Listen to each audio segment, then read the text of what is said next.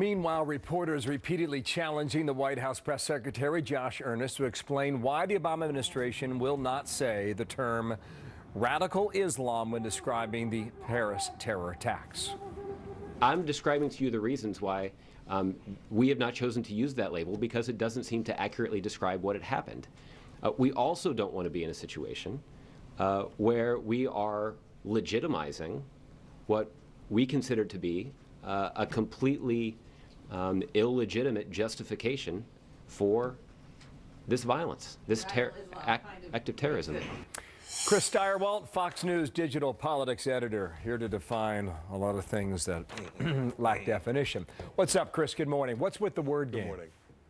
Word game is people not realizing what their job is, and there is a tendency for all inhabitants of the White House, from the president on down, to overstate their importance in the universe.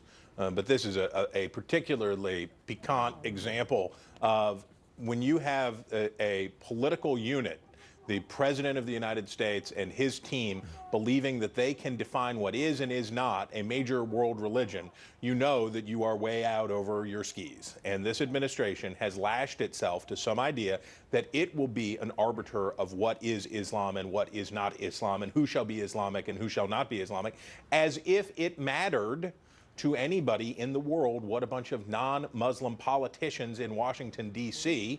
thought about what the faith was. And you have to ask yourself, where does this come from? And I thought Dana Perino 2 days ago spelled it out as easy as it is to understand. She worked in the communications department of the West Wing. And she says what happens is you have meetings and you make decisions as to how you will characterize things. And this would be one of them. So where does that come from? Well, what this pretty clearly came from, if we go back to the way back, think about this. The president, summertime, talking about the Islamic State, and he pulled his famous Linda Richmond moment. He said the Islamic State is neither Islamic nor a state. Talk amongst yourselves, basically. He defined what it was, what it wasn't.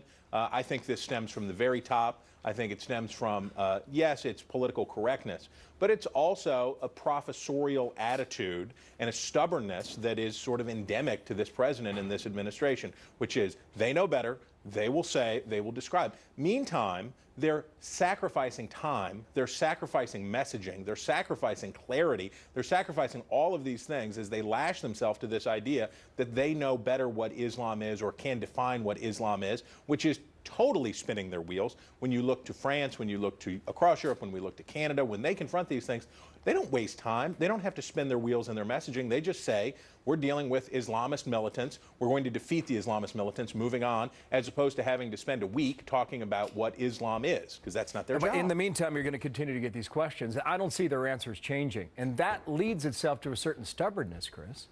Oh, and it is, look, this administration, when it comes to being right and needing to be right, they're all that way, but this one is particularly bad about it.